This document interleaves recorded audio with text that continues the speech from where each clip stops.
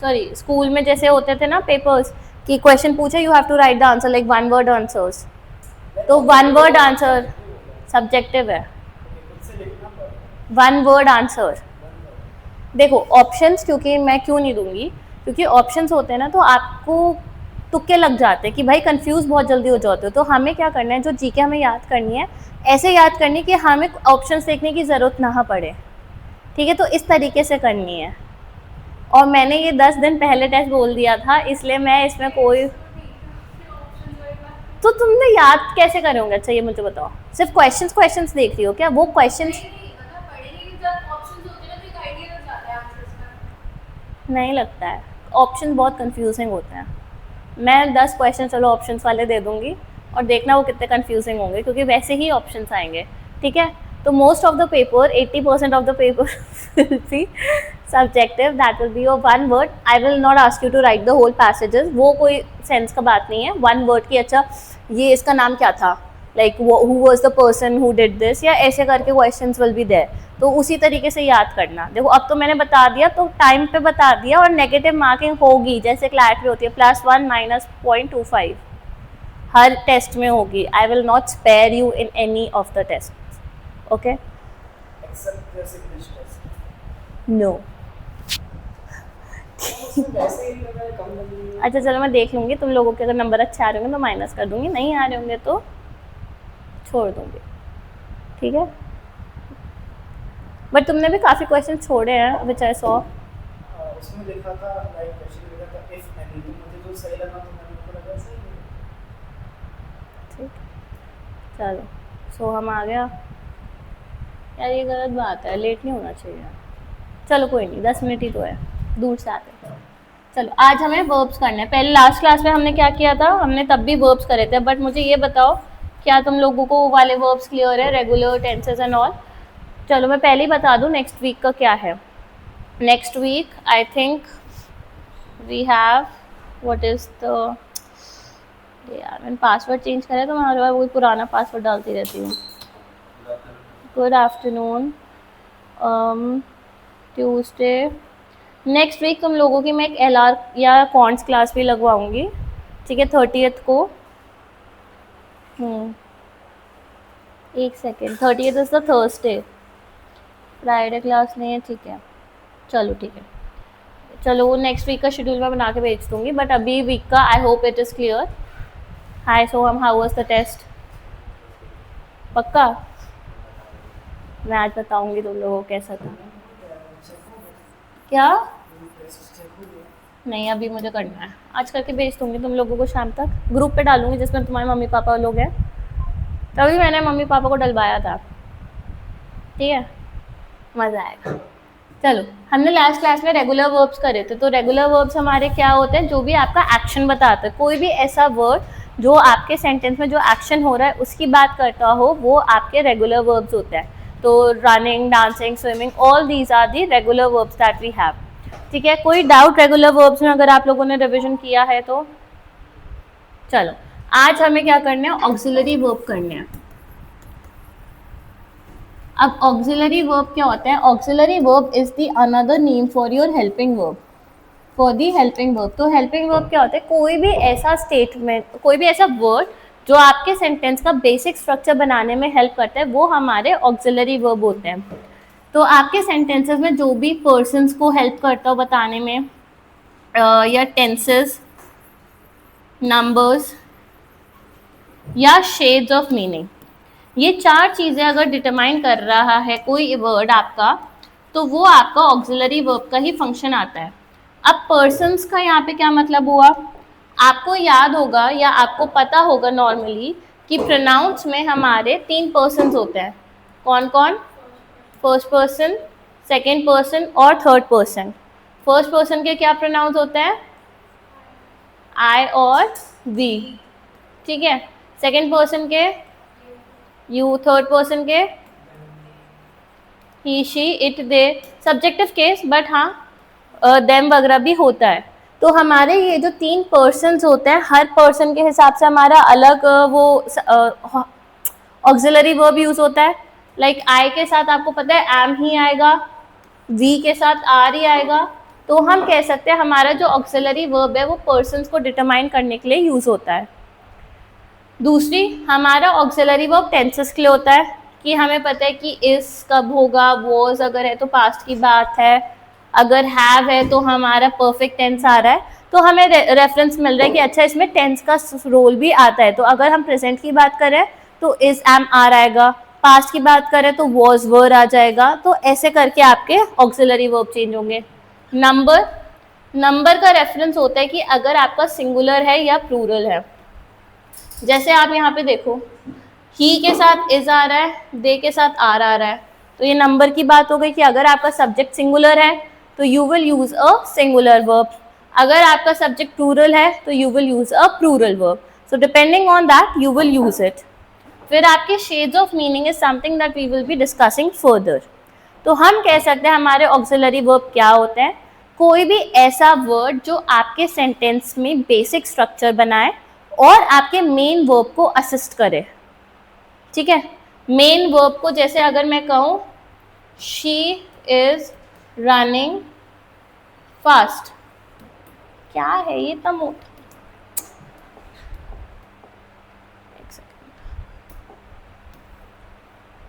ठीक है, अगर मैं कहूँ शी इज रनिंग फास्ट तो is assisting your main verb. So this is what the function of auxiliary or helping verb is. First of all, they help you to create the basic structure. Secondly, they assist the main verb usually, because in not all cases they assist the main verb. क्योंकि अगर मैं कहूँ she is a doctor, यहाँ पे कोई verb है, is तो verb है, but क्या ये कोई main verb को assist कर रहा है? नहीं। तो usually they assist the main verb, but उसके बिना भी ये use हो सकते हैं। ठीक है, तो जब हम ऑक्सिलरी वर्ब की बात करते हैं तो हम ऑक्सिलरी वर्ब का कह सकते हैं first of all it helps you create the basic structure.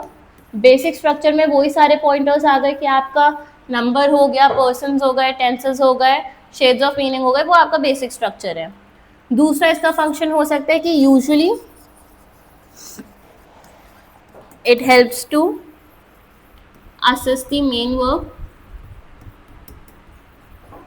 जो आपने सेंटेंस देखा अभी, शी इज रनिंग फास्ट, तो is running is assisting your main verb. So we can say auxiliary verb का ये फंक्शन है। बट हमारा जो रेगुलर वर्ब है वो आपका एक्शन बताता है, बट आपका ऑक्सिलरी वर्ब एक्शन नहीं बताता है।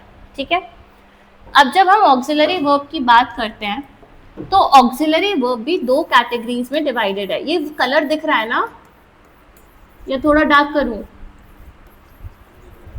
चलो ठीक है, थोड़ा सा और डार्क कर देते हैं, पॉपुलर। ठीक है, तो जब हम ऑक्सिलरी वर्ब की बात करते हैं they are further divided in two categories. What are those two categories? First is your primary auxiliary verb, primary auxiliary verb, and the second one is your modal auxiliary verb. The second one is your modal auxiliary verb. ये हमारे दो types होते हैं auxiliary verb के। अब इन दो types को हम एक एक करके डिस्कस करेंगे। सबसे पहले हम प्राइमरी ऑक्सिलरी वर्ब डिस्कस करेंगे। कोई आइडिया कि प्राइमरी ऑक्सिलरी वर्ब होता क्या है? बताओ, कोई भी आइडिया गेस कर सकते हो? लाइक सबसे फॉरमोस्ट यूज करे जाते हैं, सबसे ज़्यादा यूज करे जाते हैं प्राइमरी लाइक। ठीक है, वैसे तो हाँ, बट नहीं, वैसे नहीं, ये डेफिनेशन नहीं हो सकती है। जो ज़्यादा ऑफन यूज करे जाते हैं। ठीक है, हाँ, वो वैसे प्राइमरी ऑक्सिलरी वर्ब है, बट वो डेफिनेशन नहीं है। अब हम प्राइमरी ऑक्सिलरी वर्ब को डिस्कस कर रहे हैं।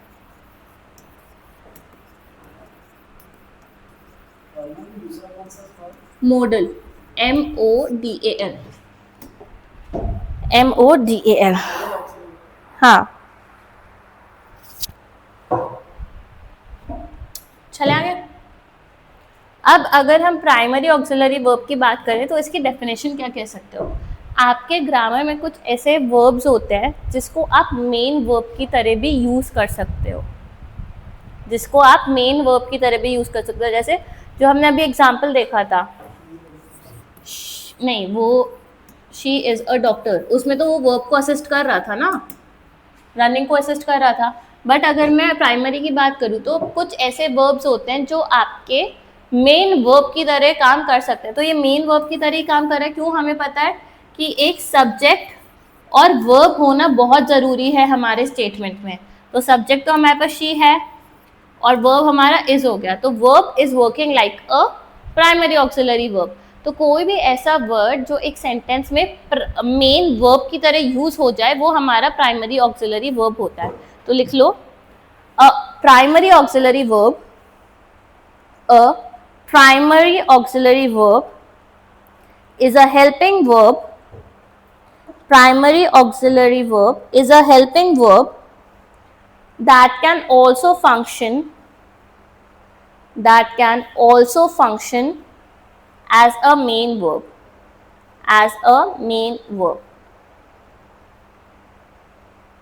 ठीक है, as a main verb। अब जब हम प्राइमरी ऑक्सिलरी की बात करते हैं, ये भी फर्दर 3 कैटेगरीज में डिवाइडेड होता है। सबसे पहले हमारे वर्ब्स दो पार्ट के होते हैं, रेगुलर और प्राइमरी, सॉरी रेगुलर और ऑक्सिलरी। ऑक्सिलरी में 2 पार्ट्स होते हैं, primary and model, and primary के भी 3 पार्ट्स होते हैं। फ्लो चार्ट समझ में आ रहा है? बनाओ, बना देती हूँ मैं जल्दी से। सबसे पहले अगर हम वर्ब्स की बात करें तो वर्ब्स में हमारे 2 पार्ट्स होते हैं, which is your regular verb and the second one is your auxiliary verb. Regular verb में तो देखो हमने टेंसेस ही डिस्कस करे थे, तो उसमें क्या ही कैटेगरीज हैं, उसमें कैटेगरीज एज सच नहीं है क्योंकि सारे ही आपके रेगुलर वर्ब्स हैं। प्राइमरी वर्ब में हमारे 2 पार्ट्स आते हैं, which is one primary auxiliary verb and the second one is your modal auxiliary verb.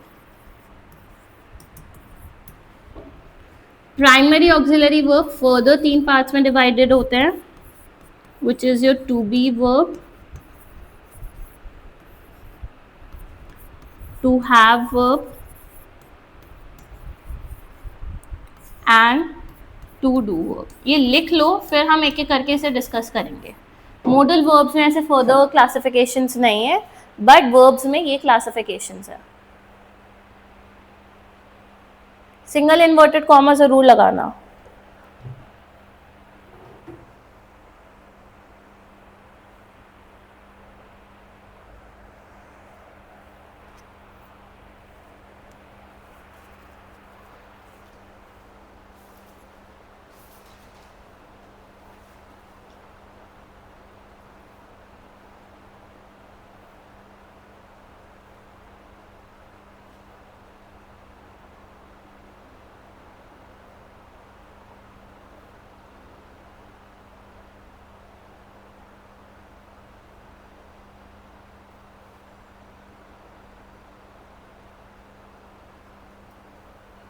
हो गया? चले, चलो अब हमें एक एक करके इसे डिस्कस करना है। तो सबसे पहले अगर हम बात करें तो that will be our to be verb. To be verb हम कब यूज करते हैं? जब हमें स्टेट ऑफ बीइंग और एग्जिस्टेंस बताना होता है। whenever we want to talk about state of being or existence of something, that is when we use our to be verb। now existence में S आता है, C आता है, C आता है, ठीक है। जब टू बी वर्ब की बात करें तो आप दोनों को याद होगा हमने प्रोनाउंस में ये रेफरेंस करा था टू बी वर्ब का, क्या था? प्रोनाउंस में हमने रेफरेंस करा था टू बी वर्ब का, याद करो।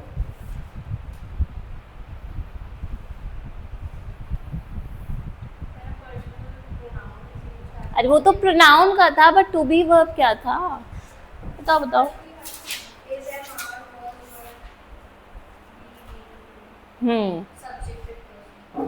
बस रहने दो।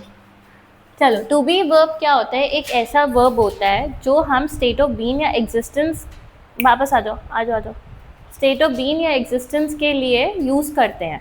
इसकी 8 फॉर्म्स होती हैं और जो वो फॉर्म्स फिक्स्ड होती हैं, you can not change those forms. तो हमारा 8 फॉर्म्स क्या है? देखो मुझे लिखने दो, ये दिख रहा है कलर? दिख रहा है ये कलर? अरे मतलब समझ, वही भावनाओं पे जाया करो, ठीक है?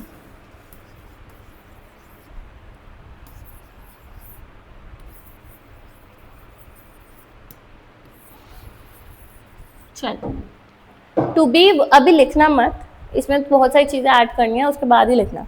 टू बी वर्ब में ये जो हमने लिखे हैं इसकी 8 फॉर्म्स होती हैं, और ये 8 फॉर्म्स फिक्स्ड होती हैं। You can not change these forms, because आपको याद होगा ऑक्सिलरी वर्ब और रेगुलर वर्ब में हमने डिफरेंस किया था। क्या डिफरेंस था? कोई मुझे बता सकता है रेगुलर वर्ब और ऑक्सिलरी वर्ब का डिफरेंस? ठीक है, ठीक है। लेक्सिकल मीनिंग का मतलब क्या हुआ? डिक्शनरी मीनिंग होता है, ऑक्सिलरी वर्ब का कोई डिक्शनरी मीनिंग नहीं होता। ओपन एंडेड होते हैं, मतलब कि आप इसमें चीज़ें ऐड और सब्ट्रैक्ट कर सकते हो, बट ऑक्सिलरी वर्ब में ऐसा नहीं होता, वो फिक्स्ड ही होते हैं। तो विभोर आपने घर पे जाके रिवाइज किया था थोड़ा सा, क्योंकि उस दिन आप बहुत स्लीपी थे, तो you should have done that, but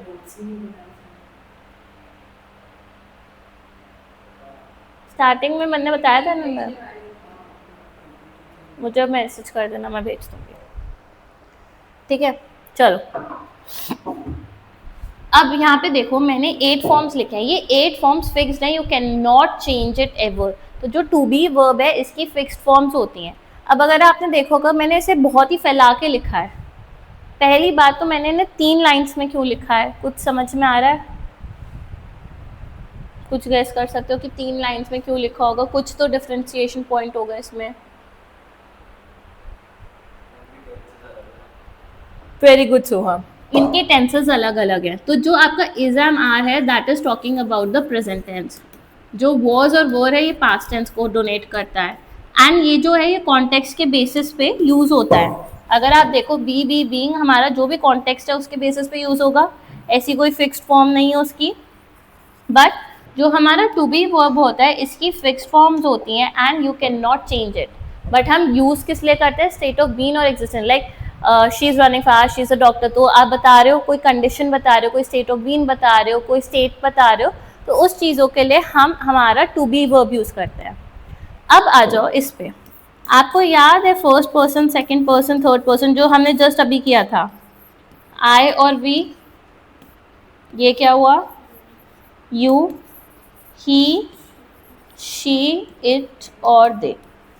अब चलो एक एक करके से डिस्कस करते हैं। इस मुझे बताओ किस किस पर्सन के साथ यूज हो सकता है? इस किस किस पर्सन के साथ यूज हो सकता है? सेकंड पर्सन,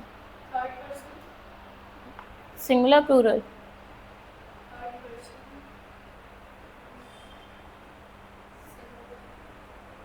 श्योर हो? तुम बताओ एक और। फर्स्ट पर्सन में तो मुझे भी लगता होगा, सेकंड पर्सन में, थर्ड पर्सन में प्रोबेबली हो सकता है, is he alright, is she okay, तो इसमें यू इज ऑल राइट। तो जो अगर आप बोल के भी देखोगे तो बोला ही नहीं जाएगा, तो हम कह सकते हैं हमारा जो इज है वो सिर्फ एक ही पर्सन के साथ यूज होता है, which is your third person singular. Is that fine? Am किसके साथ यूज होता है? First person singular. आर किस किस के साथ यूज होता है? First person plural, second person and third person plural. हाँ या ना? एक बार देखो क्या कुछ गलत लिखा है। चलो वर्ड्स बताओ किस किस के साथ यूज होगा?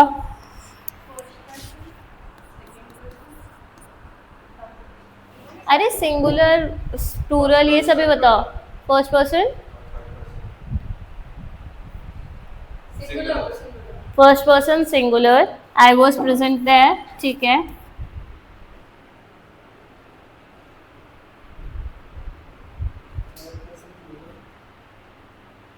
दे वॉज प्रेजेंट देयर। वो बहुत पिटोगे तुम मेरे से। हाँ, थर्ड पर्सन सिंगुलर। और वर?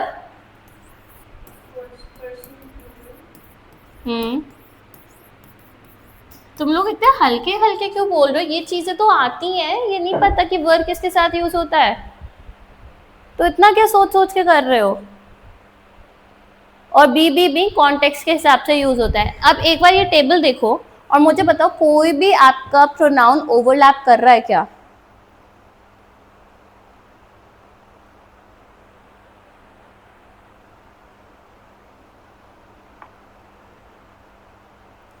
कोई भी ओवरलैप कर रहा है क्या? किसके साथ? ओवरलैप मतलब कि एक प्रोनाउन के लिए क्या हम दो ऑक्सिलरी वर्ब यूज कर रहे हैं, मेरा ये मतलब है वो ओवरलैपिंग। देखो एक बार, क्या हम, अगर मैं आपसे कह रही हूँ आई, तो क्या मैं आई के लिए दो प्रोनाउंस यूज कर रही हूँ? पक्का? वी के लिए दो प्रोनाउंस यूज कर पा रही हूँ?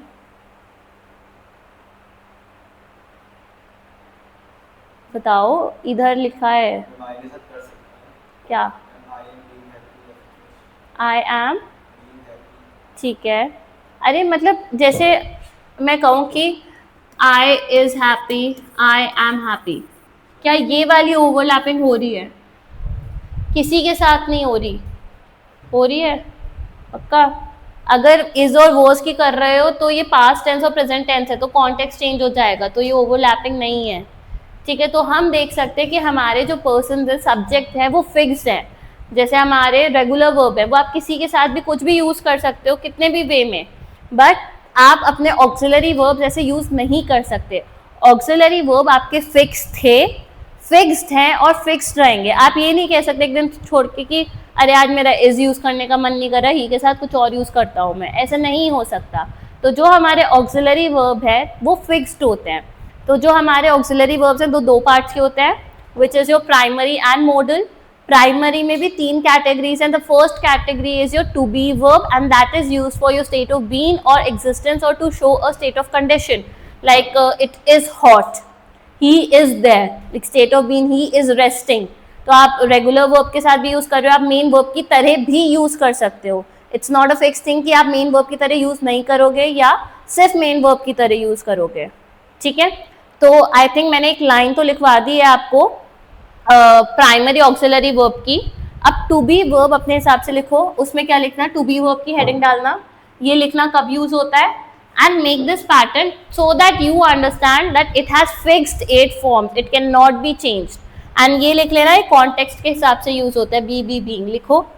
जब हो जाएगा तो फिर हम आगे चलेंगे। Just a second.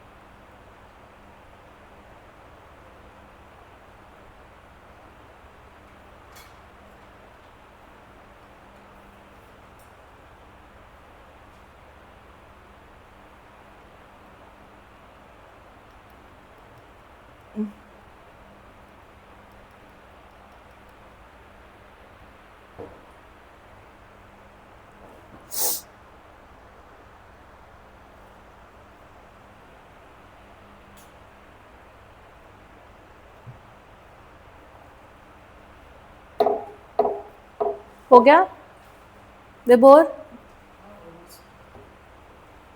हो, लिख रहे हो या नहीं लिख रहे हो ये बताओ। तो हो गया, दिखाओ।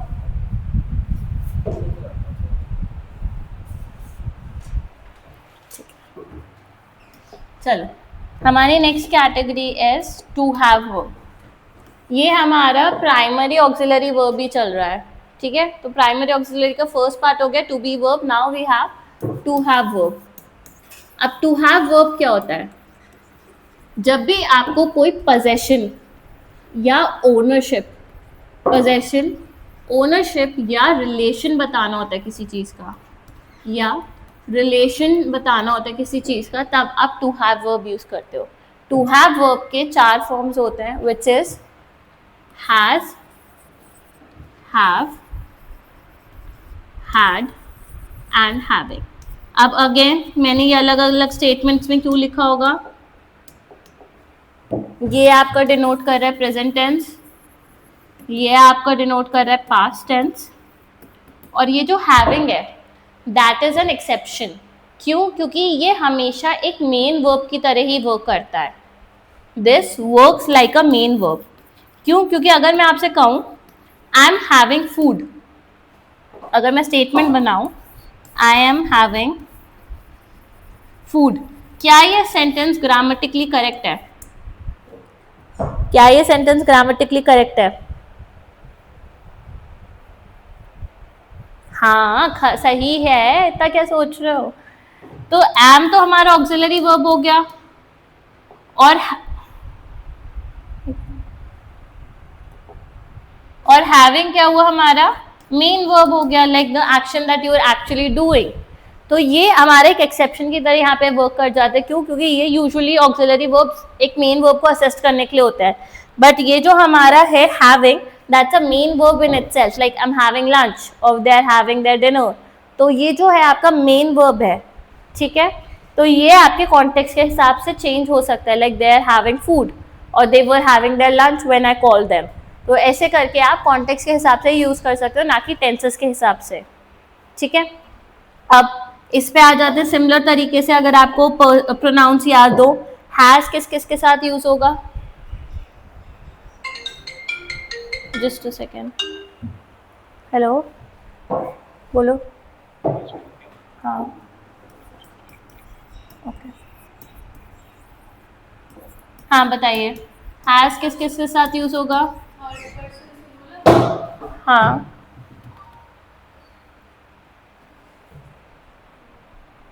बताओ, सोचो।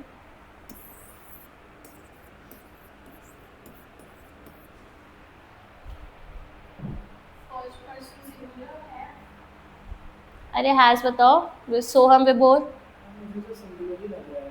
पक्का? और किसी के साथ यूज होगा? नहीं हो सकता ना, तो नहीं होगा। हैव किस किस के साथ यूज हो सकता है? फर्स्ट पर्सन दोनों होगा, singular plural, second person you have not seen the result yet, और थर्ड पर्सन प्लूरल, हाँ या ना? और हैड किस किस के साथ यूज होगा? तीनों के साथ यूज होगा। क्यों? क्योंकि ये एक ही है। तो हम कह सकते हैं जब भी हमें कोई possession, like I have a car, you have a house, तो ऐसे करके हमें पोजेशन, ओनरशिप जब दिखानी होती है तब हम हैव यूज करते हैं।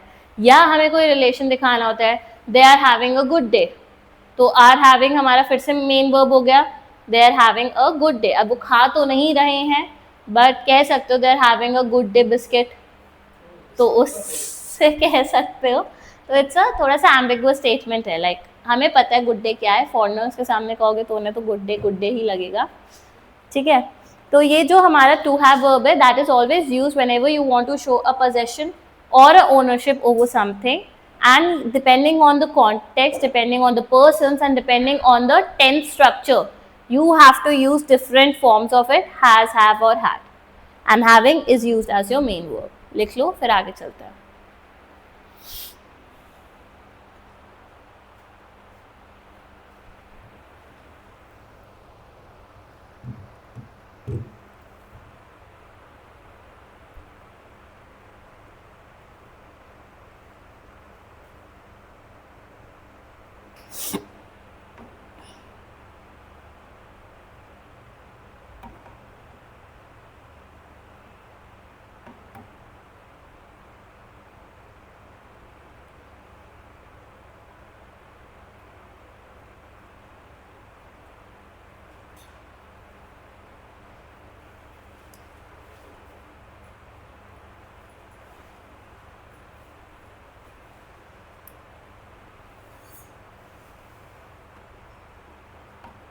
चलें आगे, लिख लिया? चल, next we have is to do verb.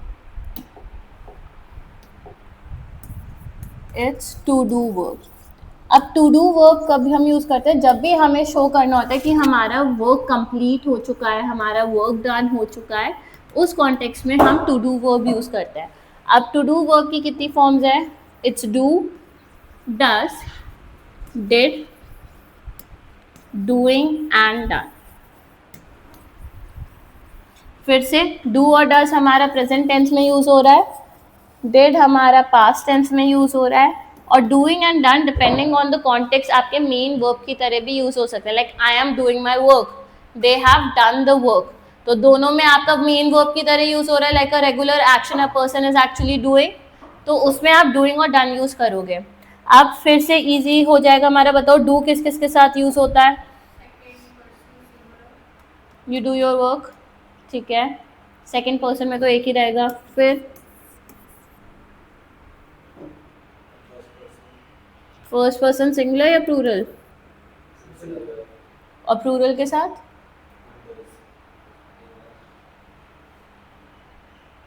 दोनों के साथ यूज़ होता है. Do is for plural only. I और यू हमेशा एक्सेप्शंस होते हैं इसीलिए. और ये थर्ड पर्सन प्लूरल के साथ भी यूज़ होगा. Like I do not like you, we do not like you, you do not like him, और they do not like him, ऐसे करके. बट जो हमारा डज है वो सिर्फ और सिर्फ एक ही के साथ यूज़ होगा, which is third person singular. Like he does not like to do this work, और it does not make sense, तो उसके साथ आप अपना डज यूज़ करेंगे. And did obviously past tense में एक ही है, तो उसके साथ आप सारे ही यूज़ कर सकते हो. तो हम अपना देख सकते हैं कि टू डू वर्ब कब यूज़ हो सकता है. Like I do not like you, या he does not like himself, ऐसे करके कर सकते हैं. Too much liking. और डूइंग और डन हमारे मेन वर्ब की तरह यूज़ हो रहा है, तो वो कोई दिक्कत ही नहीं है.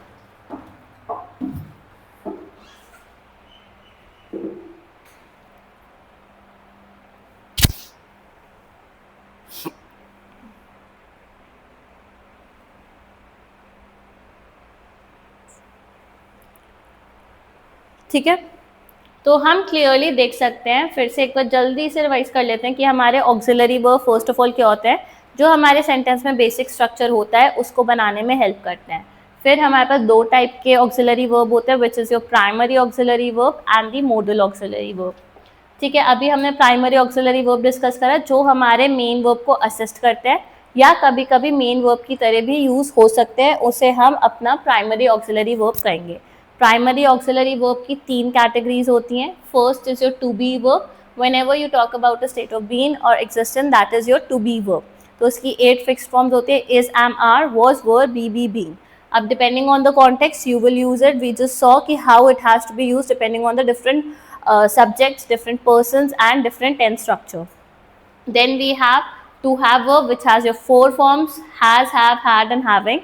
हैविंग आपका मेन वर्ब की तरह यूज़ होता है. बाकी आप अपने रेफरेंसेस देख सकते हो कि कॉन्टेक्स्ट और पर्सन के हिसाब से आप डिफ्रेंशिएट करोगे. But you use it whenever you want to show a possession और ownership with relate to some other nouns. Lastly आपका टू डू वर्ब होता है. टू डू वर्ब हमेशा हमारा वर्क डन या वर्क कंप्लीट होने या कुछ भी ऐसी चीज़ें जो एक्चुअल हो रही हैं उसके कॉन्टेक्स्ट में यूज़ होता है. And it is use as your does, do, does, did, doing and done. तो इसका भी कॉन्टेक्स्ट हमने देख लिया. यहाँ तक कोई भी किसी को डाउट? कोई भी किसी को डाउट? चल अब हमें क्या करना है, अब हमें अपने मॉडल वर्ब्स करने हैं. We have to do is modal verb.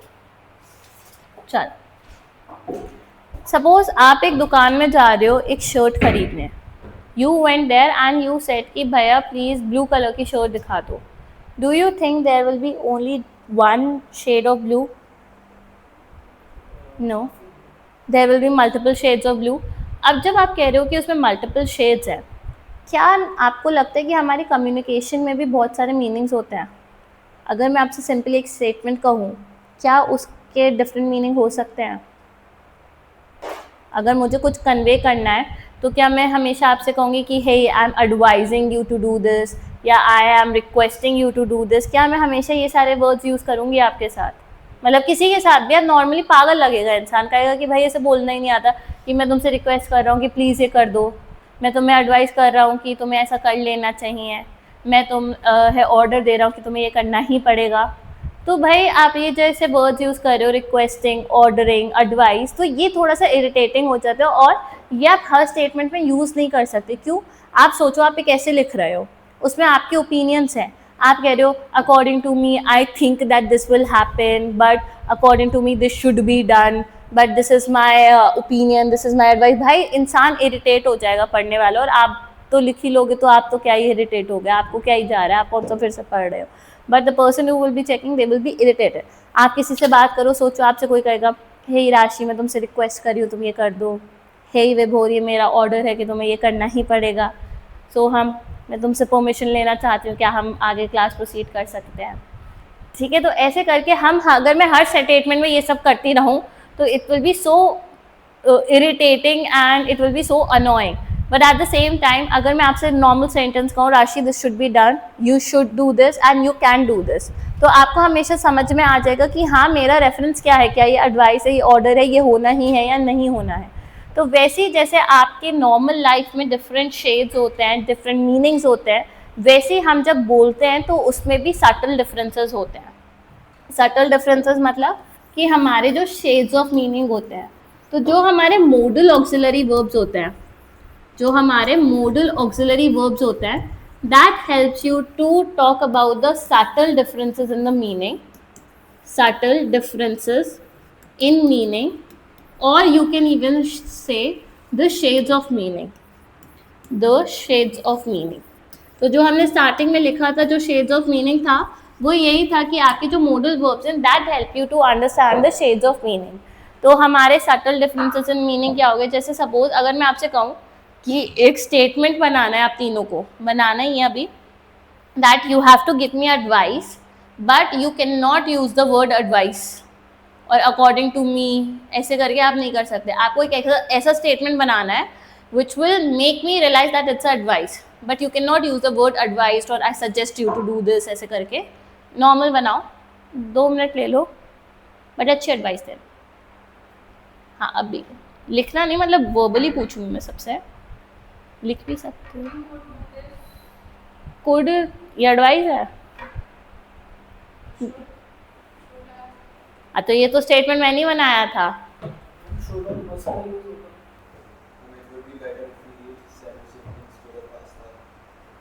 Very good advice, पर मुझे पास्ता ज़्यादा पसंद है। बताओ विभोर, बताओ राशि। सो हमने सही कहा, बट मैं पास्ता तब भी नहीं खाना छोड़ सकती, मेरा दोस्त मुझसे परेशान हो जाता है, बट नहीं। You should definitely visit Vietnam and you must try those coffee. Thank you विभोर। बताओ राशि, तुम बताओ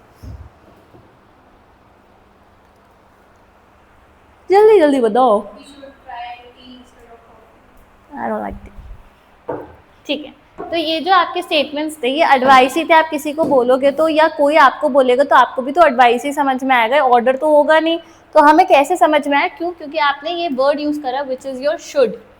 तो हमारे कुछ ऐसे वर्ड्स होते हैं शुड, कैन, मस्ट, तो ये सारे आपके मोडल ऑक्सिलरी वर्ब्स होते हैं। क्यों? क्योंकि आप सोचो अगर मैं कहूँ शी कैन डू इट, चलो शी तो आपका हो गया प्रोनाउन, डू हो गया आपका वर्ब, इट हो गया आपका फिर से एक प्रोनाउन। कैन की क्या डेफिनेशन होगी पार्ट ऑफ स्पीच में? पहले अगर पूछते, अब तो आपको पता है कि कैन आपका एक ऑक्सिलरी वर्ब है। डू यहाँ पे आपका रेगुलर वर्ब की तरह यूज हो रहा है, और जो कैन है that is working as your auxiliary verb. तो अब आपको आई होप समझ में आएगा ये सारे जो वर्ड्स हैं कैन, शुड, मस्ट, ये सब क्या हैं? Model auxiliary verbs. तो मोडल्स वो आपने कभी स्कूल में सुना होगा, याद नहीं होगा बट सुने हैं आपने, मोडल्स सुना होगा। तो मोडल्स क्या होते हैं?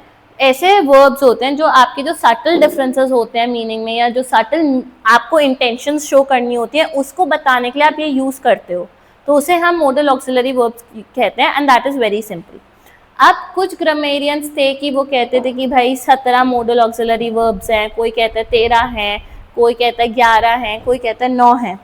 तो हम वो 9 मॉडल ऑक्सिलरी वर्ब डिस्कस करेंगे जिसपे किसी का कोई वो नहीं है डिस्क्रिप्शन की भाई ये नहीं है। हम वो वाले मॉडल ऑक्सिलरी वर्ब्स करेंगे जिसमें हम श्योर है कि ये तो होते ही होते हैं। ठीक है, तो जल्दी से डेफिनेशन लिख लो मॉडल ऑक्सिलरी वर्ब्स की। Modal verbs are helping verbs, modal verbs are helping verbs, modal verbs are helping verbs that show ability, comma possibility, that show ability, comma possibility, comma permission, that show ability, possibility, permission, obligation or advice, full stop. They are always used with the base form of the main verb. They are always used with the base form of the main verb.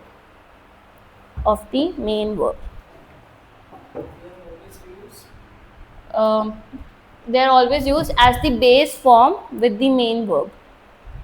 Base, B-A-S-E, base form, F-O-R-M. Base form with the main verb.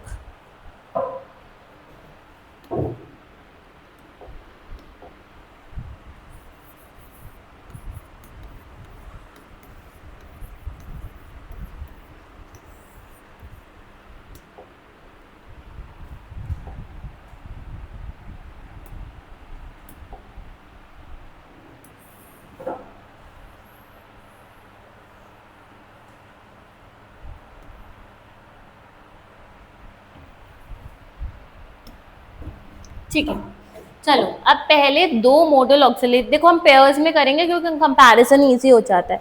अब आपको याद है हमने regular tense में किया था थोड़ा सा इसका डिस्कशन विल का, सिंपल फ्यूचर में। खोलो एक बार सिंपल फ्यूचर। हाँ, और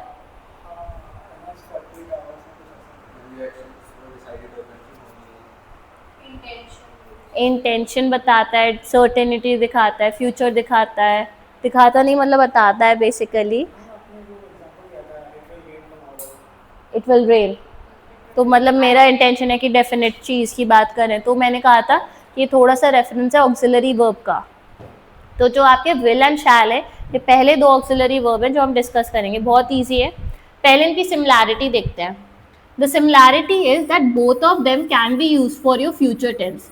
जब भी आपको कोई भी फ्यूचर रेफरेंस की बात करनी होती है तो आप अपना विल और शैल यूज़ करोगे, like I will see you tomorrow और there will be a test day after tomorrow, तो आपका वो विल और शैल की बात होती है। ठीक है, अब दूसरी सिमिलैरिटी क्या है कि ये दोनों हमेशा सर्टेनिटी की बात करते हैं। Certainty as in the 100% surety that you have, तो ये उसकी बात करते हैं, तो वो आपका विल और शैल ही है। That it will rain, the same example, I will see you at the party, तो ये डेफिनेट चीज़ ही है ना, इसमें ये तो इफ़ एंड बट वाली चीज़ ही नहीं है कि भाई तुम पार्टी में नहीं आओगे, बट मैं तुम्हें वहाँ पे देखूँ तो मैं यही कह रहा हूँ कि मैं वहाँ आऊँगा। हाँ, तो उसमें भी आपका रेफरेंस आ जाता है कि हाँ, तो हम कह सकते हैं जब भी हमें फ्यूचर टेंस या सर्टेनिटी की बात करनी होती है तो हम विल या शैल यूज़ करते हैं। फिर हमारा तीसरा क्या था, जब भी हमें कोई इंटेंशन शो करनी होती है तब भी हम विल और शैल यूज़ करते हैं। इंटेंशन चाहे हमारी पॉजिटिव हो या नेगेटिव हो वो बात अलग है, हम अपनी पॉजिटिव इंटेंशन भी दिखा सकते हैं और नेगेटिव इंटेंशन भी दिखा सकते हैं, that will be perfectly fine, that will not be a issue. तो जो हमारे सिमिलैरिटीज़ हैं विल और शैल की वो ये 3 हैं, क्या कि आपका ये फ्यूचर टेंस यूज़ होता है, सेकेंडली सर्टेनिटी के लिए यूज़ होता है और इंटेंशन के लिए यूज़ होता है, जो हमने लास्ट क्लास में देखा था। अब अगर हम डिफरेंसेस की बात करें तो what will be the differences of it. आपको पता है कि फर्स्ट पर्सन जो है वो विल भी यूज़ कर सकता है और शैल भी यूज़ कर सकता है ना, बट जो शैल है that can only be used with the first person. It's like a reverse locking, आप यू, ही, शी के साथ शैल यूजुअली यूज़ नहीं करते हो। जो आपके ही अगर लिखा हुआ स्टेटमेंट में ठीक है, बट जब आप खुद से स्टेटमेंट्स बना रहे हो तब आप अवॉइड करते हो, यू के साथ आप शैल यूज नहीं करते, you shall do this, you will do this, ठीक है। तो यू, ही, शी, मतलब सेकंड पर्सन और थर्ड पर्सन के साथ आप शैल यूज नहीं करते, आप शैल जनरली अपने सिर्फ और सिर्फ फर्स्ट पर्सन के साथ यूज करते हो, दैट्स अ रिवर्स लॉकिंग। देखो अगर कोई और बहुत बड़ा एरर नहीं है तो मे बी इसको सही कर सकते हो, but depending on the context again, that this shall to past, तो दिस शैल के दिस के साथ तो कर ही सकते हो आप, है ना। तो वो आपका फिर से कॉन्टेक्स्ट वाली बेस पे आ जाता है कि अगर हम इस कॉन्टेक्स्ट में यूज कर रहे हैं नहीं कर रहे हैं, तो वो वाली बात आ जाती है। वरना जनरली आपका जो फर्स्ट पर्सन है वो दोनों यूज करेगा, बट जो शैल है वो सिर्फ और सिर्फ फर्स्ट पर्सन के साथ रहेगा, it will not be use with second person और third person. This is the first point of difference. अब कभी कोई रेंट अग्रीमेंट पढ़ा है, कोई कभी भी कोई कॉन्ट्रैक्ट टाइप वाली चीज पढ़ी है? अच्छा मैं ही पढ़ाऊंगी तुम लोगों को, नहीं मतलब कभी देखा हो ऐसे कोई लीगल डॉक्यूमेंट घर पे या किसी और का? चलो, कभी कोई एग्जाम दिया, कॉम्पिटिटिव एग्जाम कोई ऑनलाइन दिया हो या कभी भी कुछ भी जिसमें इंस्ट्रक्शंस लिखे हो? कभी कोई डेंजरस स्पोर्ट किया है? क्या किया है?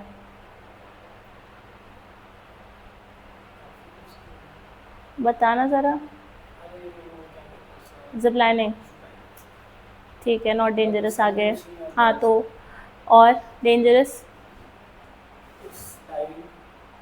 Sky diving, cliff jumping, bungee jumping,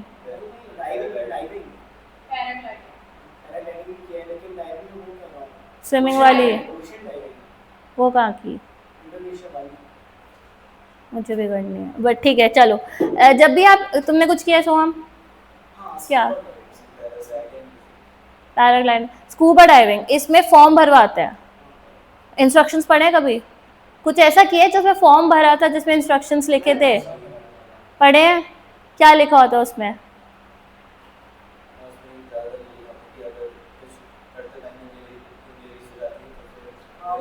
अरे मैं लैंग्वेज की बात करना चाह रही हूँ कि the person shall be responsible या shall we shall not be held responsible for this, ऐसे कभी कुछ पढ़ा है? बस मेरी यही इंटेंशन थी बताने की कि आपके जो इंस्ट्रक्शंस होते हैं या जो भी आपके लीगल डॉक्यूमेंट्स होते हैं उसमें यूजुअली शैल यूज़ करते हैं। क्यों? क्योंकि शैल एक फॉर्मल कॉन्टेक्स्ट या ऑब्लिगेशन की बात करता है। तो जो फॉर्मल एडवाइसेस होते हैं, जो फॉर्मल इंस्ट्रक्शंस होते हैं, जो फॉर्मल ऑब्लिगेशन होती है, तो उस कॉन्टेक्स्ट में भी आप शैल यूज़ करते हैं। और विल तो आपका जनरली कहीं भी यूज़ हो जाता है तो उसकी कोई दिक्कत है नहीं। तो हम कह सकते हैं हमारे जो विल, बोलो तुम्हारे मन में कुछ है? तो विल और शैल हमारे पास की क्या सिमिलैरिटीज़ है कि वो फ्यूचर टेंस के लिए यूज़ होता है, वो सर्टेनिटी के लिए यूज़ होता है और वो इंटेंशन के लिए यूज़ होता है। बट डिफरेंसेस क्या है कि जो शैल है वो सिर्फ और सिर्फ फर्स्ट पर्सन के साथ यूज़ होता है, and secondly shall can be use in your formal context. तो आपने एग्जाम्पल्स खुद ही अपनी आंखों से देखे, मेरा यही था कि आपने कभी कोई फॉर्म भरा हो या इंस्ट्रक्शंस पढ़े हो, तो तुमने अगर कभी ओलंपियाड लिया है, कोई एग्जाम लिया है, तो उसमें ऑनलाइन में पहले देते हैं कि भैया आप इंस्ट्रक्शंस पढ़ लो, तो applicant shall not do this, the tenant shall not do this, ऐसे करके आपसे लैंग्वेज यूज होती है। लिख लो अपनी लैंग्वेज में, कुछ डिक्टेट करना है तो मुझे बता दो, फिर हम आगे चलते हैं।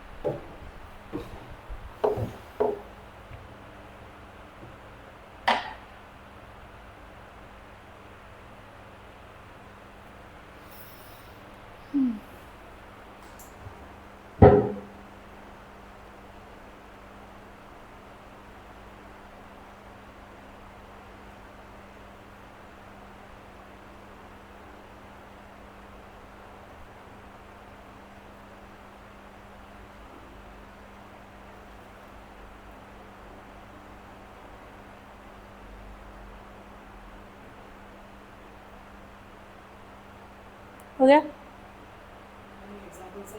Applicants shall be responsible to their losses. For their losses, ठीक है, चलें आगे। The next two auxiliary verbs that we have is your can and could. Can and could. अब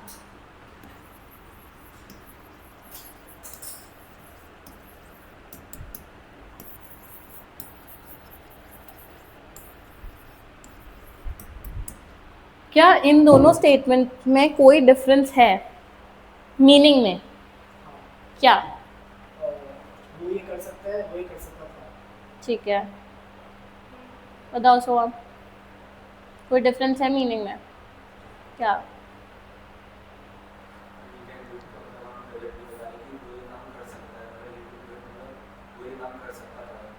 बहुत सही।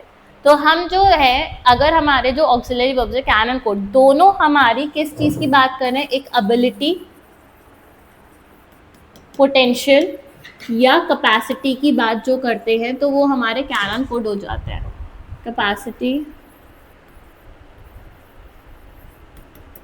जब भी हमें किसी कैपेसिटी, पोटेंशियल या एबिलिटी की बात करनी होती है तो हम कैन और कुड यूज़ करते हैं।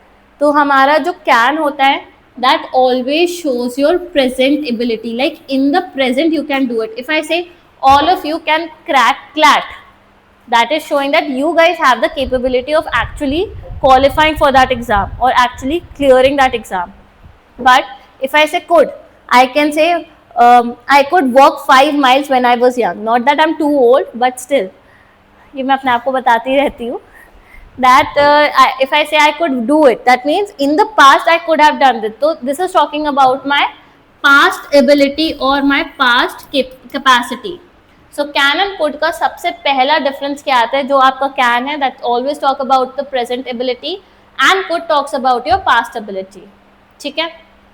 दूसरा पॉइंट ऑफ डिफरेंस है, अगर मैं आपसे कहूँ can I, sorry,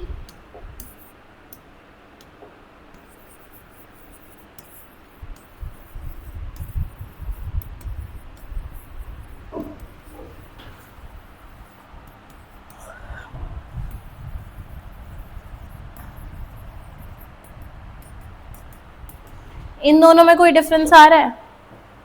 can you pass the water bottle और could you pass the water bottle, इसमें कोई डिफरेंस आ रहा है?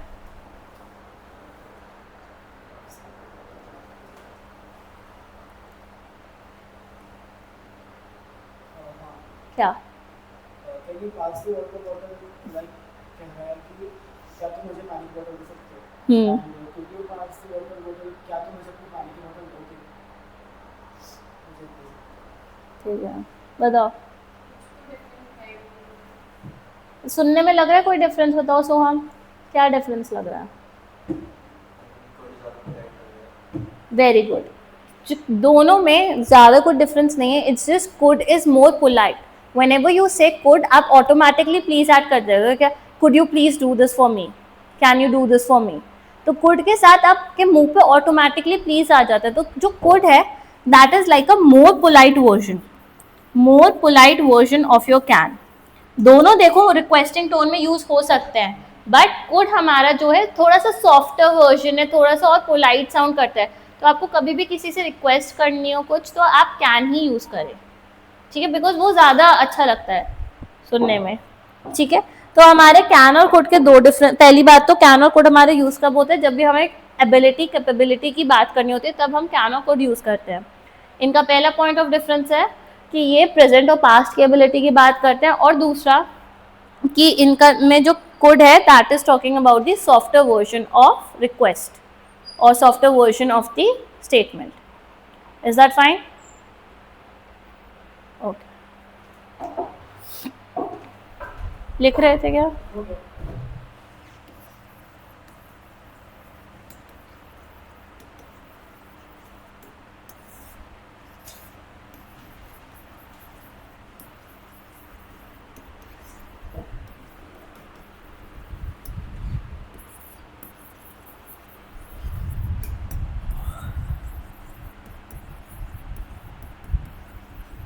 इन दोनों में कोई डिफरेंस आ रहा है?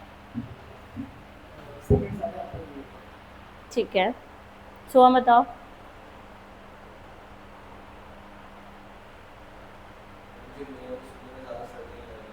ठीक है,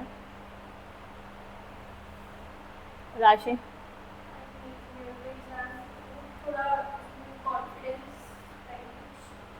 ठीक है, देखो पहले मे और माइट जो है वो यूज़ किस लिए होते हैं? जब भी आपको कोई पॉसिबिलिटी या प्रोबेबिलिटी की बात करनी होती है तब आप मे या माइट यूज़ करते हैं. पॉसिबिलिटी या प्रोबेबिलिटी। जब भी आप इनकी बात करते हैं तब आप मे और माइट यूज करते हैं, ठीक है। अब जब मैं कह रही हूँ आई मे क्लियर द एग्जाम, इसमें क्या है, is a 50-50 chance, like it's a 50-50 thing कि हो भी सकता है नहीं भी हो सकता है, मे बी मे और may not be thing, but when I say might here I am myself not sure कि एग्जाम होगा नहीं होगा, तो इसमें मैं कह सकती हूँ कि लोअर प्रोबेबिलिटी की बात होती है कि भाई इंसान खुद ही श्योर नहीं है कि I might clear the exam, तो मतलब इंसान को खुद पे इतना कॉन्फिडेंस नहीं है, वो जो होता है ना तुक्के वाली चीज़, तो वो हो जाता है। मे में आपको थोड़ी श्योरिटी होती है कि भाई ठीक है हो भी सकता है नहीं भी हो सकता, but might always show your lesser probability, तो हम कह सकते हैं may shows a higher probability and might shows a lower probability or lower possibility. That is the first and the only difference between the two. क्योंकि देखो मे और might तो आपके क्वेश्चन में यूज होता ही नहीं है, क्वेश्चन फॉर्मेट में सिर्फ मे यूज होता है, ठीक है।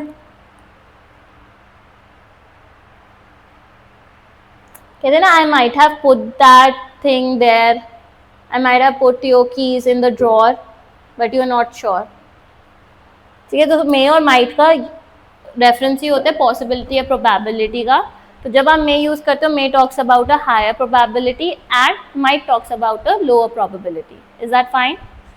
चलें आगे।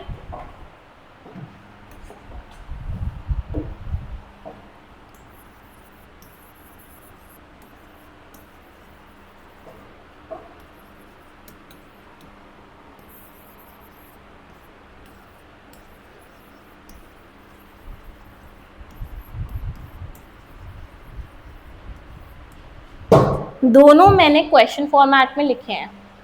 अब मुझे बताओ क्या ये सही है? ठीक है सही तो है ये, but can I use them interchangeably? क्या मैं कह सकती हूँ कैन आई कम इन और may I see your ID card? I can use it, but मैंने ऐसा क्यों नहीं करा? ठीक है बताओ विभोर। Can I see your ID card is more interrogative and may I come in is just a pleasing way, like may I come in? बताओ सोहम। रूल हो जाता है।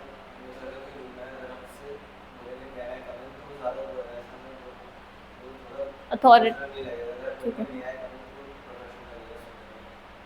ठीक। देखो प्रोफेशनल वाली बात नहीं है, इसमें टोन की ही बात है। देखो जब हम मे यूज़ करते हैं तो इसमें जब मैंने ये क्वेश्चन पूछा मे आई कम इन, इसमें जो हमारा लिसनर है, जो सपोज आप टीचर हो मैं स्टूडेंट हूँ, आप लोग बैठे हो, मैं कहूँगी मे आई कम इन, तो आप मेरे लिसनर हुए, तो यहाँ पे लिसनर हमारा डिसाइडिंग अथॉरिटी होता है। लिसनर क्या? लाइक अगर मैं यूज कर रहा हूँ तो आप जिसको कह रहा हो उसके लिए ऑप्शन छोड़ रहे हो कि यस और नो, हाँ but if I say can I come in then there is no option for the listener. तो यही तो बता रही हूँ मैं। हाँ वेरी गुड। तो जब मैंने मे यूज़ किया तो आप अगर टीचर हो तो आपके पास डिसाइडिंग फैक्टर है कि आप मुझे अंदर बुलाओ ना बुलाओ, क्योंकि अगर मैं कहूँ कहना है काम है तो ये लगेगा बिल्कुल भी नहीं, बाहर ही जाओ तुम। क्यों? क्योंकि ये लगेगा कि तुम अपना मतलब उसे राइट मान रहे हो, but it's not your right, it you are actually requesting. तो जब भी आपको किसी से रिक्वेस्ट करना होता है, चाहे सपोज बॉस हुआ या सीनियर हुआ, तो आप हमेशा कहोगे हे मे आई सी दिस। आप सपोज किसी का डॉक्यूमेंट देख रहे हो तो कैन आई सी दिस नहीं, मे आई सी दिस वाली चीज़ आएगी। या आप कह सकते हो may I take a leave for 2 days, या ऐसे करके। तो कभी भी आप रिक्वेस्ट करो तो मे लगा लेना, that will be more appropriate and that sounds more humble and polite. अब कैन आ जाओ, सपोज मैं सिक्योरिटी गार्ड हूँ, ठीक है, मैं गेट पे खड़ी हूँ, मैं आपसे पूछूँ can I see your ID card. अब यहाँ पे जो स्पीकर है that is the deciding authority, जो आपका स्पीकर है that is the deciding authority, ना कि लिसनर। आपके पास अथॉरिटी है ना कहने की? मैं कहूँगी मे I see your ID card, कहोगे नहीं, चलते बनोगे। But can I see your ID card shows a more authoritative tone, like the speaker who is actually speaking, who that person is in charge कि ये हो रहा है या नहीं हो रहा है। तो अगर सपोज आप बॉस हो, आप अपने एम्प्लॉय से कह रहे हो डॉक्यूमेंट दिखाएंगे जो वो ड्राफ्ट प्रिपेयर कर रहा था, तो आप कहोगे may I see the draft that you have prepared या can I see the draft that you have prepared? Boss हो आप, कैन आई। क्यों? क्योंकि भाई उसके पास ऑप्शन नहीं होना चाहिए ना, तो यू ऑल देखो यार, ये एक चीज़ याद रखना, आपको अपना रोल हमेशा प्ले ज़रूर करना है। अगर आप स्टूडेंट हो तो you behave like that, if you are a boss you should behave like that, because अगर बॉस बहुत ही वो नॉर्मल हो जाएगा तो कोई उसको नहीं मानता। अगर सपोज आप एक ओनर हो एक बड़ी कंपनी के, आप सबके साथ बिल्कुल खी आप सबके, कोई आपको मानेगा नहीं। बट भाई, तो हर रोल में you have to portray yourself perfectly. तो उसी तरीके से अथॉरिटेटिवशिप या लीडरशिप भी तय होती है। तो कभी क्या, जब कॉलेज जाओगे तो when you go in committees, senior से रिक्वेस्ट करना, बट जूनियर्स पे थोड़ा सा एटीट्यूड दिखा सकते हो, बदतमीजी नहीं, but you have to be very certain because that shows your leadership skills. ऐसा नहीं है कि जूनियर्स के से डर रहे हैं तो भाई, क्योंकि भाई वो अच्छी जगह से आए तो यू आर वेरी इनसिक्योर या जो भी, but you should take your stand. तो उन्हें भी लगता है अरे नहीं यार ये सही है, सही बातों पे सही है, वैसे वैसे, ठीक है। तो वो वाली चीज़ हमेशा याद रखना कि आपको पता होना चाहिए आपका टोन क्या है, आप किस वे में क्या चीज़ पूछ रहे हो, उसी के हिसाब से अपने फ्रेम करना स्टेटमेंट्स। देखो ग्रामर पहली बात तो एग्जाम में तो आती है, बट आप लोग क्लैट के कॉलेजेस में जाओगे तो आपको अपनी ग्रामर पे कमांड चाहिए। वहाँ पे लोग जज करते हैं इंग्लिश के बेसिस पे। If you are not speaking in English they जज यू अ लॉट। मैं मतलब फैक्ट बता रही हूँ, नहीं करना, अगर आपकी चॉइस है नहीं बोलना है, ठीक है, दैट्स योर चॉइस, कोई ऐसा कुछ नहीं है, but you have to be confident. ये मत करना कि भाई अंग्रेजी आती भी नहीं है, इन कॉन्फिडेंस भी हो रहा है और वो दिक्कत आ जाती है। तो ये वाली चीज़ थोड़ी होनी चाहिए कि भाई अगर बोल रहे हो तो पता है, तो ये वाली चीज़ पे अभी काम कर सकते हो। और इंटरव्यूज तो होंगे ही आपके, अगर आप सिम्बाइसिस जाओ या दूसरे कॉलेजेस जाओ तो उसमें इंटरव्यूज हैं, तो इंटरव्यूज के लिए भी हमें प्रिपेयर करना है। तो कैसे करोगे भाई, तमीज़ से बोलोगे ही तो वो वाली चीज़ है, ठीक है। तो ये एक पॉइंट ऑफ डिफरेंस है दोनों में, कोई दिक्कत यहाँ पे। चलो आगे चलते हैं। आगे हमारा आता है must and should. Must and should तो बहुत ही ईजी है। फर्स्ट ऑफ ऑल ये इंटरचेंजेबली यूज हो सकता है। Must and should can be used interchangeably.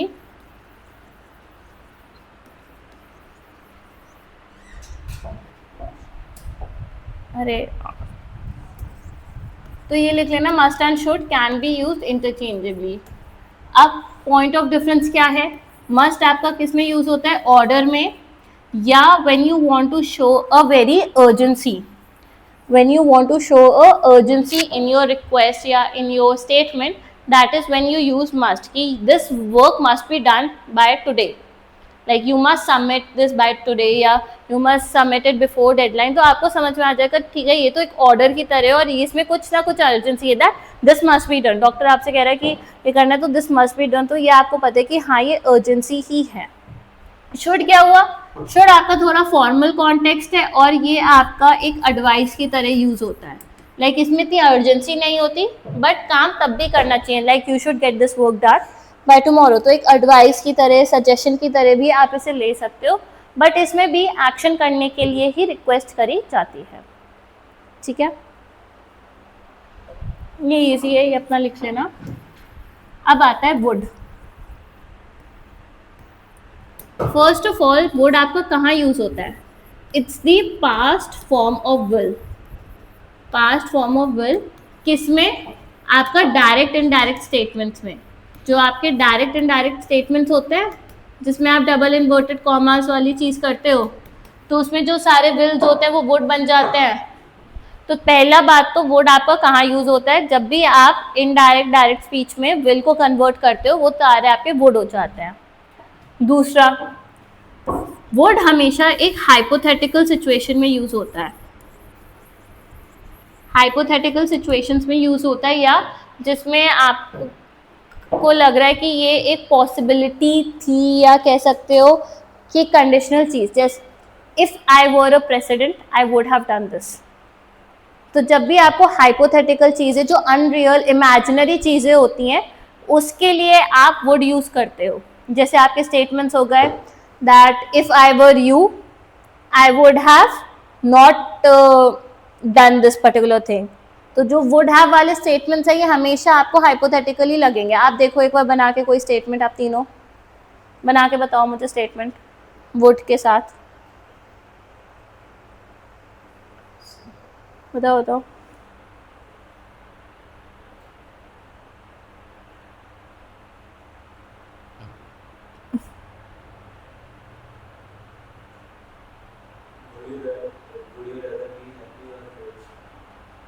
Rich. हाँ, तो that's a hypothetical statement only कि you are talking about a hypothetical thing. Very good Soham. फिर बताओ विभोर और आशी तुम लोग, मैं तब तक हैंड आउट ढूंढ रही हूँ।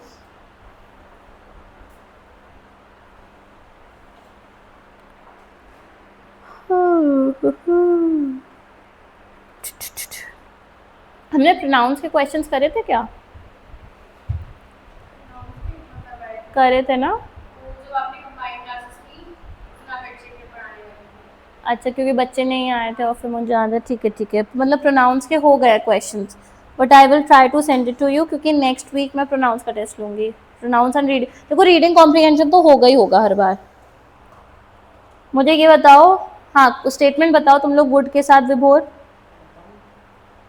तो और क्या पूछा मैंने? If I were Donald Trump, I would have made this world much safer. If I were a, If I were Donald Trump, I would have made this world much safer. ठीक है बताओ राशि आप।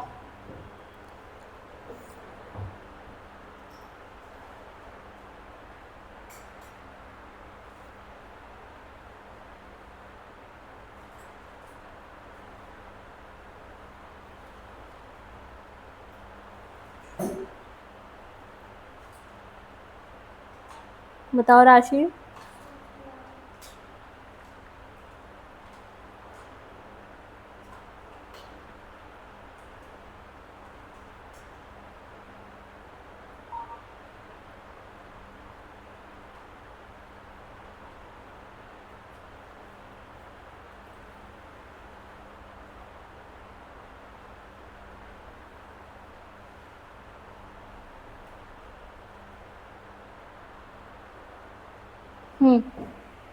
अच्छा ठीक है, सोचती रहना।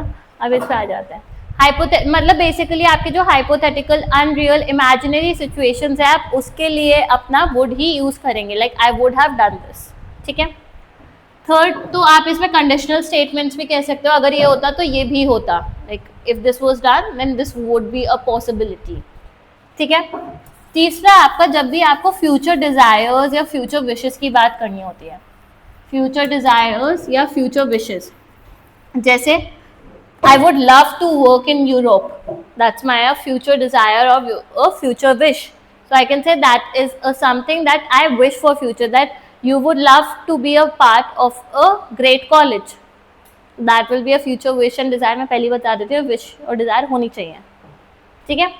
और लास्टली ये जो है will और would जो है, दोनों आपके क्वेश्चन फॉर्मेट में यूज होते हैं, दोनों क्वेश्चन फॉर्मेट में यूज होते हैं। तो जो वुड है वो सॉफ्टवेयर वर्जन है विल का, would you please do this, जैसे कुड था वैसे ही आपका वुड है, that's also software version of will.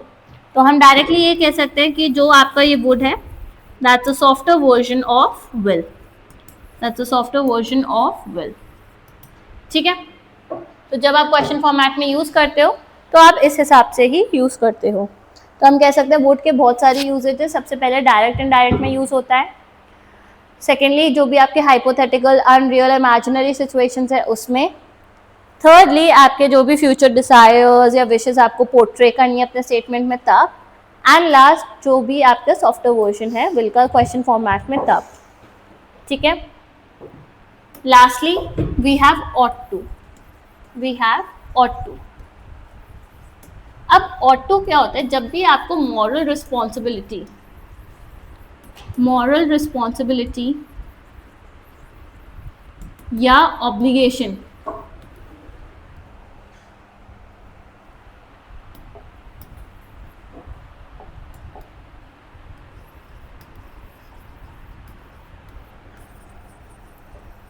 जब भी आपको मॉरल रिस्पॉन्सिबिलिटी, ऑब्लिगेशन या ड्यूटी की बात करनी होती है तब आप ऑट टू यूज करते हो। जैसे you ought to respect your elders, ये अगर आप नहीं करोगे तो आपको कोई जेल तो नहीं डाल देगा, बट यू ऑट टू मतलब you should do respect your elders. तो ये आपकी एक मॉरल रिस्पॉन्सिबिलिटी है।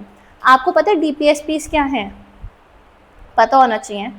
जैसे फंडामेंटल राइट्स हैं, वैसे ही आपने सिविक्स में पढ़ा होगा डीपीएसपी, डायरेक्टिव स्टेट प्रिंसिपल्स। क्या होते हैं वो?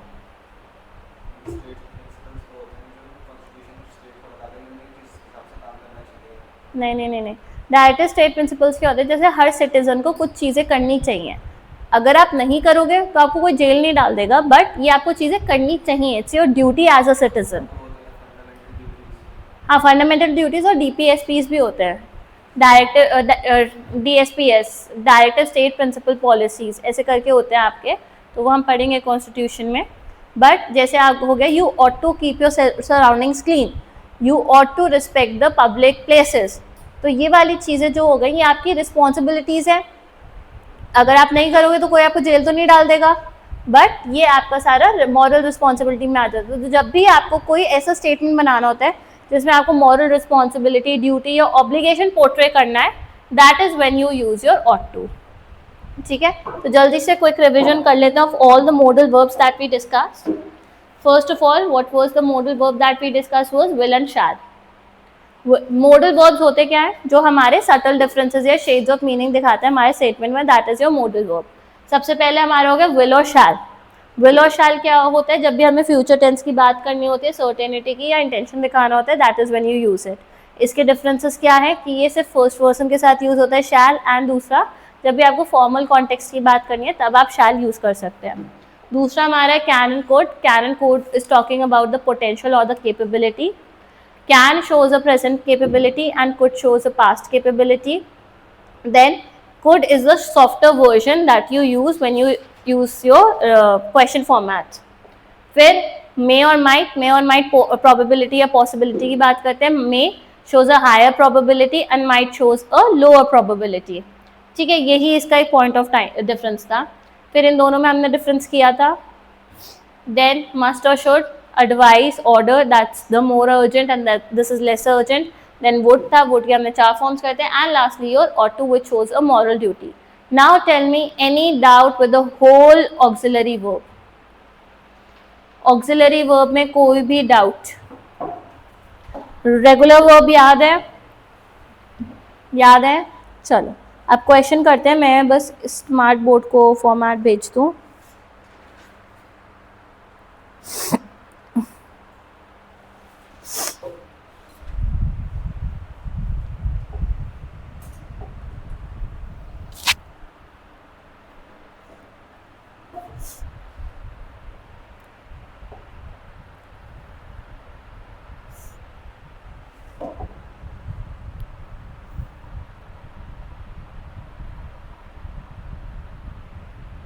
मैंने आप लोगों के ग्रुप पे भी यही वाला फॉर्म क्वेश्चन फॉरवर्ड कर दिया है एंड एक्सप्लेनेशन भी फॉरवर्ड कर दिए, क्योंकि आई डोंट थिंक सो पूरा हैंड आउट हो पाएगा।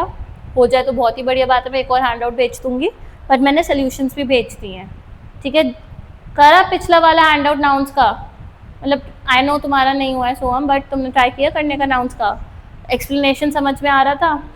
देखो घर पे लैपटॉप या कंप्यूटर है, उस पर खोलना, ठीक है, एक बार अपना पूरा सॉल्व करना, फिर जब चेक करो तो दोनों साइड बाय साइड खोल लेना विंडोज़, एक इधर एक इधर, तो चेक करने में आसान हो जाता है। Rather than looking every question बार बार पूरा डॉक्यूमेंट खोल बंद करके, वो वाली चीज़ अवॉइड करना। ठीक है, एक सेकेंड रुक जाओ, मुझे इस पर भेजना ही पड़ेगा। मैंने वो टेंसेस का कोई हैंड आउट नहीं भेजा है ना? टेंसेस के क्वेश्चंस करने हैं?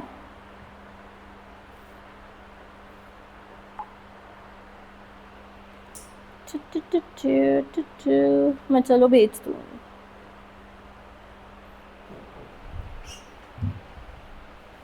और डीपी चेंज करनी पड़ेगी, बहुत दिन हो गए।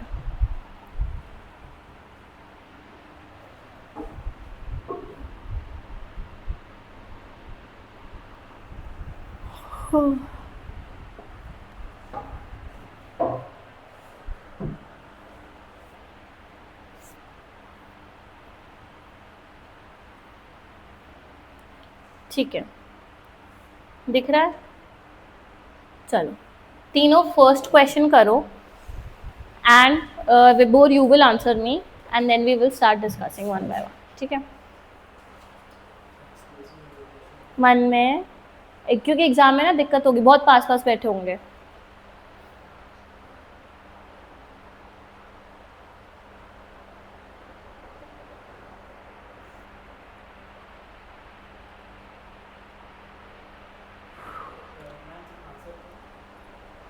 एक सेकंड पढ़ने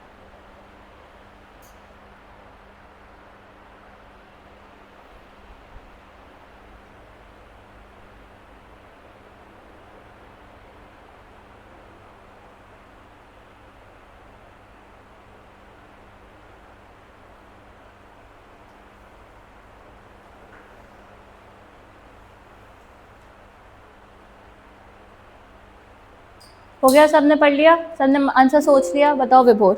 ऑप्शन ए। ठीक है, सोहम आप बताओ। राशि? ठीक है।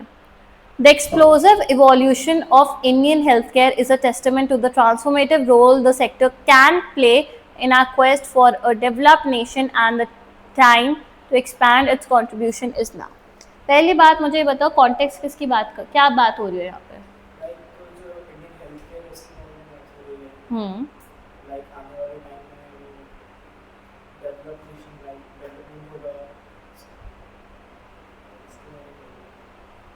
देखो, ये जो इवोल्यूशन हो रहा है हेल्थ केयर का, वो टेस्टामेंट है, मतलब एक रूल बना गया, उसने स्टेटमेंट बना दिया कि ट्रांसफॉर्मेटिव रोल जो है सेक्टर का, that can play in are quest, मतलब इस ये रोल एक पॉसिबिलिटी बता रहा है, इसकी एबिलिटी बता रहा है। पॉसिबिलिटी बता रहा है या एबिलिटी बता रहा है?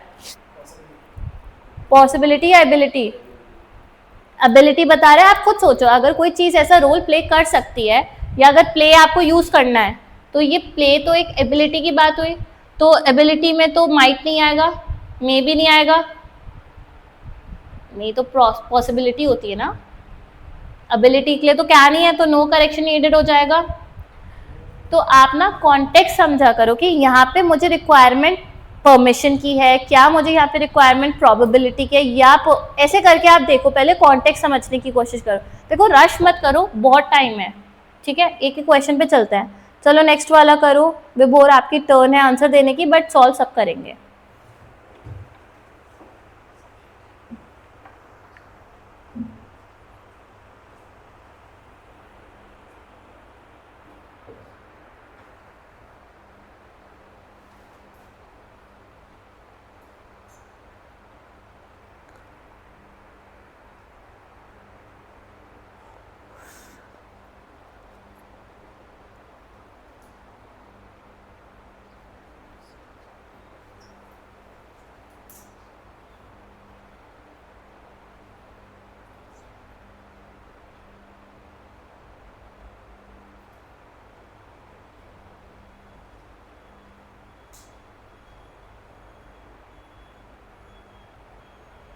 कर लिया?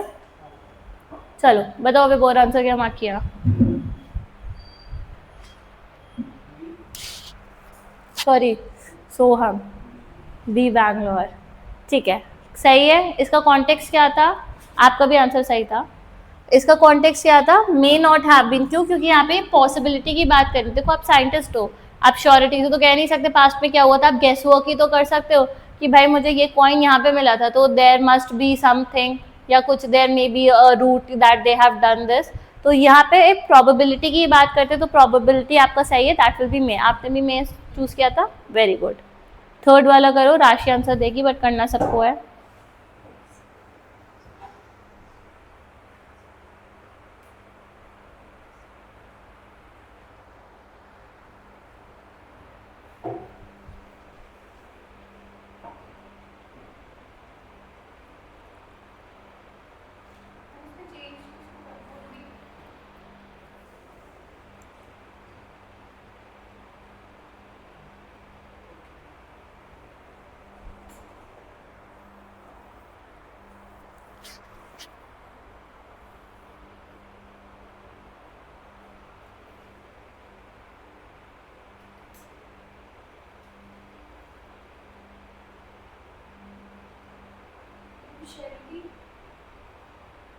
बताओ आप लोग क्या मार्क किया? ए सही होगा। देखो, यहाँ पे क्या है, सबसे पहले ये ओपिनियन की बात कर रहा है, that some dietitian and nutrition opine that, तो ओपिनियन है। देखो, वुड भी तो नहीं होगा, क्योंकि वो एक फ्यूचर डिजायर या फिर हाइपोथेटिकल सिचुएशन की बात करते हैं, बट कुड भी हो सकता है। क्यों? क्योंकि इनका गेस वर्क ही होगा। अगर मेरा ओपिनियन है तो मैं ये कह सकती हूँ that it could be a liberating goal, like it has the capability, या it can be something of that sort. तो could be will be a more appropriate sense. Fourth वाला करो, सब लोग करो, फिर बोर आंसर करना.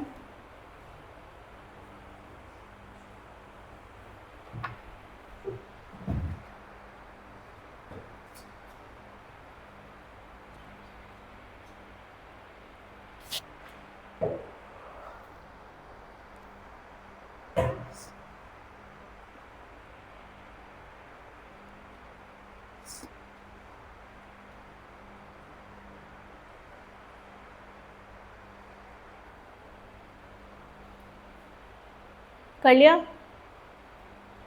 चलो बताओ. Option A should. अच्छा, आप दोनों बताओ. Yes. ठीक है. राशि? ठीक है. कॉन्टेक्स्ट देखते हैं. In the global network of communicants, machine and humans we enjoy and dash continue to enjoy. Ought to enjoy क्या हमारी मॉरल रिस्पॉन्सिबिलिटी इंजॉय करने की? शुड इंजॉय क्या हमारे को एडवाइस दे रहे हैं कि हमें इंजॉय करना ही चाहिए? लाइक मैं कह रही हूँ you should enjoy class. You must enjoy, you must continue to enjoy, you will continue to enjoy. Like there's a new mall and people will enjoy it. अगर मैं ऐसा कहूँ, देखो स्टेटमेंट देखो, there's a new mall and people will enjoy it. There's a new mall, people should enjoy it. There's a new mall, people must enjoy it. क्या appropriate लग रहा है? Well, like a normal statement कि हाँ अगर ये चीज़ आ गई तो लोग enjoy करेंगे.